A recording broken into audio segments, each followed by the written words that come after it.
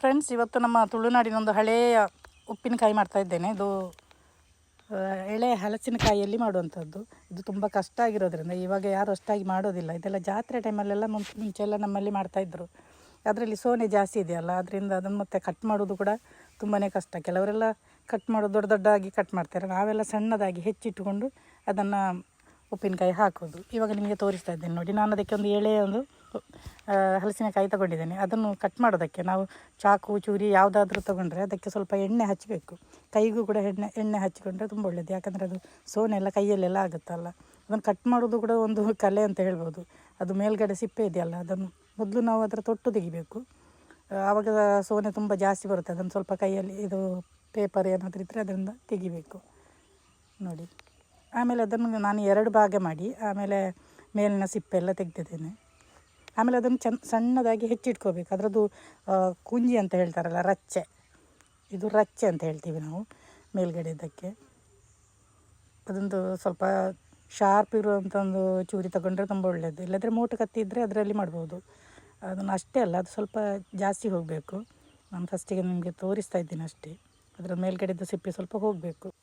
ಕೆಲವರು ಇದೇ ಥರ ಹೆಚ್ಚಿಟ್ಕೊಡ್ತಾರೆ, ಆದರೆ ಸ್ವಲ್ಪ ಕಷ್ಟ ಆಗಿರೋದನ್ನು ನಾನು ಸಣ್ಣದಾಗಿ ಇದು ಮಾಡಿ ನೋಡಿ. ಅದರದ್ದು ಕುಂಜಿ ಅಂತ ಹೇಳ್ತೀವಲ್ಲ, ಅದನ್ನು ತೆಗೆದಿದ್ದೇನೆ. ಅದನ್ನು ತೆಗೆದ ಆಮೇಲೆ ಸಣ್ಣದಾಗಿ ಹೆಚ್ಚೋದು ಅಷ್ಟೇ. ಸಣ್ಣದಾಗಿ ಹೆಚ್ಚಬೇಕು. ಆದರೆ ಅದನ್ನು ಕೂಡಲೇ ನಾವು ನೀರಲ್ಲಿ ಹಾಕಬೇಕು, ಇಲ್ಲಾಂದರೆ ಅದು ಕಪ್ಪಾಗುತ್ತೆ ನೋಡಿ. ನಾನು ಇವಾಗ ಅದನ್ನು ಹೆಚ್ಚಾ ಇದ್ದೀನಿ. ಹೆಚ್ಚಿದ್ದನ್ನು ಕೂಡ ನಾವು ನೀರಲ್ಲೇ ಹಾಕಬೇಕು, ಇಲ್ಲಾಂದರೆ ಅದು ಕಪ್ಪಾಗುತ್ತಲ್ಲ, ಅದಕ್ಕೋಸ್ಕರ. ಆಮೇಲೆ ನಾವು ಸ್ವಲ್ಪ ಬಿಸಿ ನೀರು ಅಂದರೆ ಉಪ್ಪಿನೀರು ಇಟ್ಕೋಬೇಕು. ಉಪ್ಪು ಹಾಕಿ, ಕಲ್ಲುಪ್ಪು ಹಾಕಿದರೆ ಒಳ್ಳೆಯದು. ಕಲ್ಲುಪ್ಪು ಇಲ್ಲಾದರೆ ಹುಡಿ ಉಪ್ಪು ಕೂಡ ಹಾಕ್ಬೋದು ನೋಡಿ. ಇಷ್ಟು ಸಣ್ಣದಾಗಿ ಹೆಚ್ಚಿಟ್ಕೊಂಡಿದ್ದೇನೆ. ಕೆಲವರು ದೊಡ್ಡ ದೊಡ್ಡ ಪೀಸ್ ಮಾಡ್ತಾರೆ. ದೊಡ್ಡ ದೊಡ್ಡ ಪೀಸ್ ಮಾಡಿದರೆ ಅದೊಂದು ಉಪ್ಪಿನಕಾಯಿ ಅಂತ ಆಗೋದಿಲ್ಲ.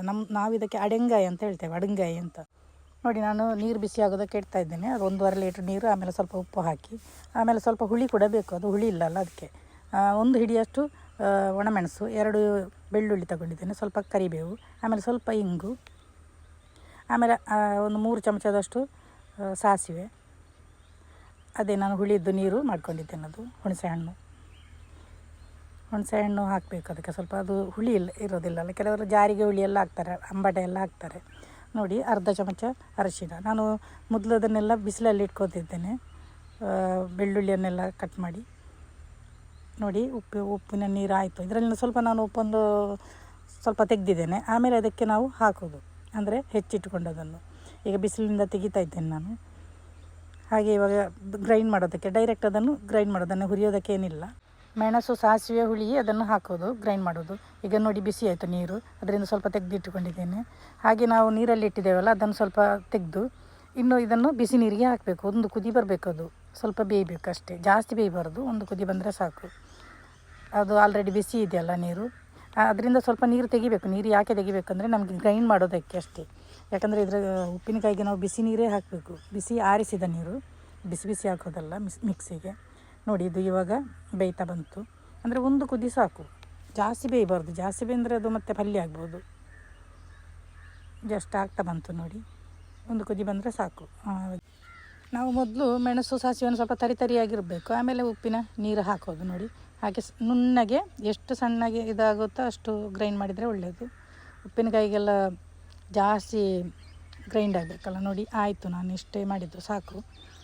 ಇನ್ನೂ ಜಾಸ್ತಿ ಮಾಡೋದಿದ್ರೆ ಮಾಡ್ಬೋದು ನೀವು ಬೇಕಾದರೆ. ಸ್ವಲ್ಪ ಹದ ನೋಡ್ಕೊಳ್ಳಿ ಮಾತ್ರ. ಜಾಸ್ತಿ ನೀರು ಮಾಡಬಾರ್ದು, ಹಾಗೆ ಜಾಸ್ತಿ ದಪ್ಪ ಕೂಡ ಒಳ್ಳೆಯದಾಗೋದಿಲ್ಲ. ನಾನು ಸ್ವಲ್ಪ ನೀರು ಹಾಕ್ತಾಯಿದ್ದೇನೆ, ಸ್ವಲ್ಪ ದಪ್ಪ ಇತ್ತು, ಅದಕ್ಕೆ ಪುನಃ ಒಮ್ಮೆ ಗ್ರೈಂಡ್ ಮಾಡಿಕೊಂಡೆ ನಾನು. ಇವಾಗ ಆಯಿತು ನನ್ನದು. ಇವಾಗ ನೋಡಿ ಇಲ್ಲಿ ಬೆಂದಿದೆಯಲ್ಲ, ಇದನ್ನು ತೆಗೆದು ನಾವು ಸೋಸ್ಕೋಬೇಕು. ಅದರ ನೀರೆಲ್ಲ ಬೇಡ ನಮಗೆ. ಕೆಲವರು ಅದೇ ನೀರು ಯೂಸ್ ಮಾಡ್ತಾರೆ, ಅದೆಲ್ಲ ಇನ್ನೂ ನಮಗೆ ಅಗತ್ಯ ಇಲ್ಲ. ಯಾಕಂದರೆ ಗ್ರೈಂಡ್ ಮಾಡಿ ಆಯ್ತಲ್ಲ. ಇದನ್ನು ಗ್ರೈಂಡ್ ಮಾಡಿದ್ದನ್ನು ಇವಾಗ ಇದಕ್ಕೆ ಹಾಕಿದರೆ ಆಯಿತು. ಮಿಕ್ಸ್ ಮಾಡಬೇಕು. ಆಮೇಲೆ ನಾವೊಂದು ಒಗ್ಗರಣೆ ಕೊಡೋದು ಅಷ್ಟೇ. ನಾನು ಬೆಳ್ಳುಳ್ಳಿ 2 ತಗೊಂಡಿದ್ದೇನೆ. ನೀವು 1 ಬೇಕಾದರೂ ತಗೊಳ್ಬೋದು. ಅಂದರೆ ಒಗ್ಗರಣೆಗೆ ಸ್ವಲ್ಪ ಬೆಳ್ಳುಳ್ಳಿ ಹಾಕಿದರೆ ತುಂಬ ಚೆನ್ನಾಗಿರುತ್ತೆ. ಇದಕ್ಕೆ ನಾವು ಗ್ರೈಂಡ್ ಮಾಡುವಾಗ ಬೆಳ್ಳುಳ್ಳಿ ಹಾಕಲಿಕ್ಕಿಲ್ಲ. ನಾವಂದರೆ ಮಾವಿನಕಾಯಿಗೆಲ್ಲ ಬೆಳ್ಳುಳ್ಳಿ ಕೂಡ ಹಾಕಿ ಮಾಡ್ತೇವೆ. ಇದಕ್ಕೆ ಬೆಳ್ಳುಳ್ಳಿ ಬರೀ ಒಗ್ಗರಣೆ ಮಾತ್ರ ನೋಡಿ. ಒಂದು ಪಾತ್ರೆಗೆ ಒಂದು 2-3 ಚಮಚ ಎಣ್ಣೆ ಹಾಕಿ, ಸಾಸಿವೆ ಎಣ್ಣೆ ಹಾಕ್ತಾಯಿದ್ದೀನಿ ನಾನು. ತೆಂಗಿನ ಎಣ್ಣೆ ಒಳ್ಳೆಯದಾಗೋದಿಲ್ಲ. ಸಾಸಿವೆ ಎಣ್ಣೆ ಇಲ್ಲದ್ರೆ ಎಳ್ಳೆಣ್ಣೆ ಹಾಕಬೇಕು. ನಾನು ಎಳ್ಳೆಣ್ಣೆ ಹಾಕಿದ್ದು. ಹಾಗೆ ನಾನು ಸ್ವಲ್ಪ ಸಾಸಿವೆ ಹಾಕ್ಕೊಂಡಿದ್ದೇನೆ. ಹಾಗೆ